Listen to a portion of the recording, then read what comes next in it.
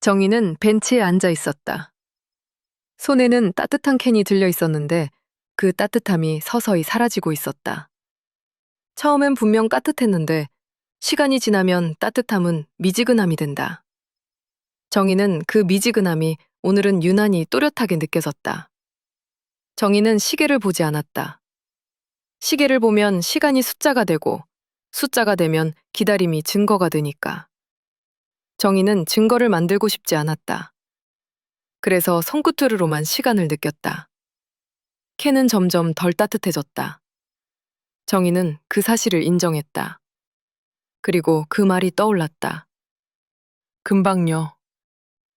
그 말은 약속이 아니라 상태였다는 걸 정희는 오늘 처음 알았다. 금방이라는 말은 언제든 길어질 수 있었다. 정희는 그걸 머리로 아는 게 아니라 손끝으로 알게 됐다. 그날 저녁, 정희는 집에서 나올 때부터 조금 조심스러웠다. 조심스럽다는 건 겁이 난다는 뜻이 아니라 자기 마음이 커지는 걸 알아차렸다는 뜻이었다. 정희는 마음이 커지는 날이면 괜히 생활을 더 반듯하게 만들었다. 설거지를 조금 더 꼼꼼히 하고 싱크대 물기를 닦고 행주를 반듯하게 접었다. 정희는 그런 것들이 자신을 지켜준다고 믿었다. 현관문 앞에서 정희는 외투를 입고 주머니에 손을 넣었다. 손이 차가웠다. 정희는 차가운 손이 자기 마음을 조금 눌러주는 것 같아 그 느낌이 싫지 않았다. 정희는 나갔다. 엘리베이터를 타고 내려가면서 정희는 휴대폰을 한번 봤다. 아무것도 없었다. 정희는 그게 좋았다. 아무것도 없으면 저녁이 방해받지 않으니까.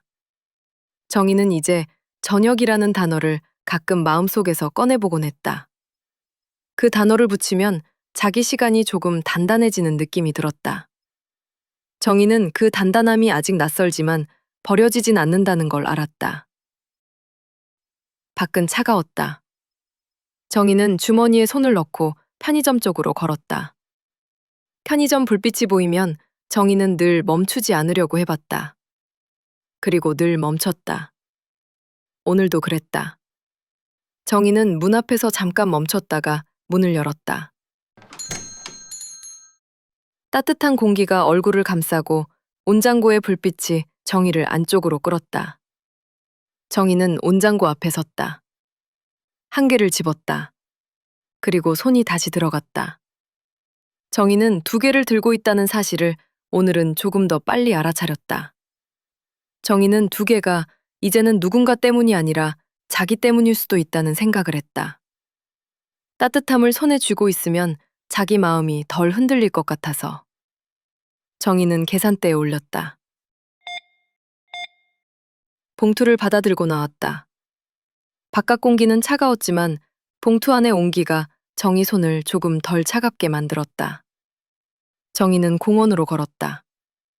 가로등 불빛 아래 발소리가 또렷했다. 정희는 봉투 손잡이를 손가락에 한 번 더 감았다. 오늘은 그 동작이 조금 더 여러 번 반복됐다. 정희는 벤치가 보이기 전에 자리를 먼저 확인했다. 그 사람은 없었다. 정희는 자기 발이 멈추는 걸 느꼈다. 멈춘 건 놀라서가 아니었다. 없을 수도 있다는 걸 정희도 알고 있었다. 그런데도 없다는 사실이 정희 마음 어딘가를 조용히 눌렀다. 정희는 벤치에 앉았다. 봉투를 옆에 내려놓고 가방도 내려놓았다. 정희는 오늘은 바로 캔을 꺼내지 않았다. 꺼내면 따뜻함이 시작될 것 같아서. 따뜻함이 시작되면 기다림이 더 또렷해질 것 같아서. 정희는 손을 비볐다.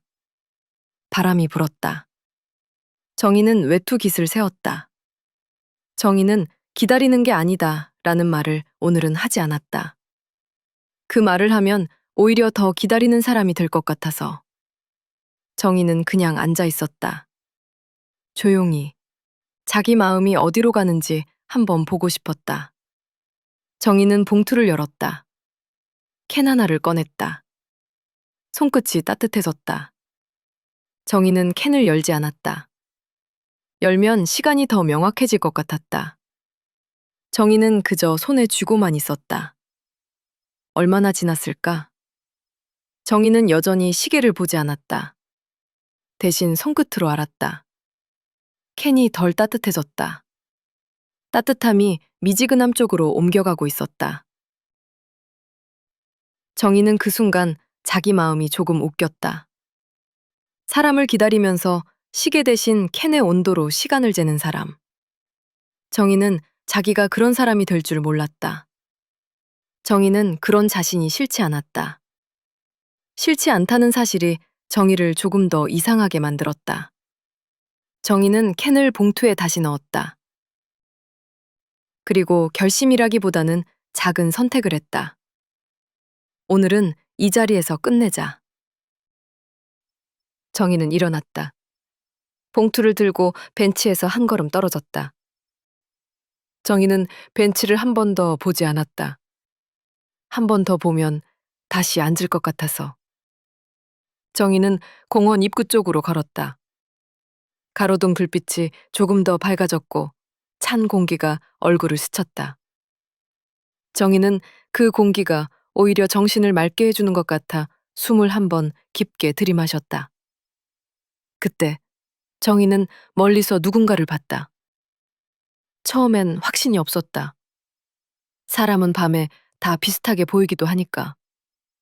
하지만 정희의 눈은 그 사람의 걸음을 이미 알고 있었다. 정희는 그 걸음을 알아보는 자신이 조금 놀라웠다. 그는 공원 입구 쪽에서 어딘가를 향해 빠르게 걷고 있었다. 정희는 발을 멈췄다. 그리고 그 순간 그도 정희를 봤다. 눈이 마주쳤다. 딱 그만큼의 거리. 가깝지도 않고 멀지도 않은 거리. 그는 한 박자 멈칫했다. 그 멈칫은 정희가 아는 멈칫이었다. 휴대폰을 넣지 못하고 꺼진 화면을 한 번 더 보던 그 멈칫. 그 멈칫이 이번엔 정희에게 향해 있었다. 그는 반쯤 다가오려는 듯 몸의 방향을 바꿨다. 정희는 그가 오는 줄 알았다.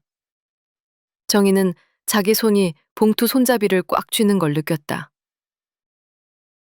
그런데 그때 그의 주머니에서 짧은 진동이 울렸다. 정희는 소리를 듣지 못했지만 그의 손이 주머니로 가는 걸 봤다. 그는 주머니에서 휴대폰을 꺼내지 않았다. 다만 주머니 위로 손을 얹고 잠깐 멈췄다. 마치 그 안에서 울린 것을 몸으로만 확인하는 사람처럼. 그는 결국 정희 쪽으로 완전히 오지 못했다. 그는 한 걸음만 옮겼다가 멈췄다. 정희는 그 멈춤이 가야 한다는 쪽으로 기울어지는 걸 알았다. 그는 정희를 봤다. 이번엔 확실히 정희를 봤다. 그 눈빛은 인사 같기도 했고 미안함 같기도 했고 확인 같기도 했다. 정희는 손을 들지 않았다. 부르지 않았다. 정희는 그저 고개를 아주 작게 끄덕였다. 그는 고개를 아주 조금 숙였다. 말은 없었다. 그는 다시 걸음을 옮겼다.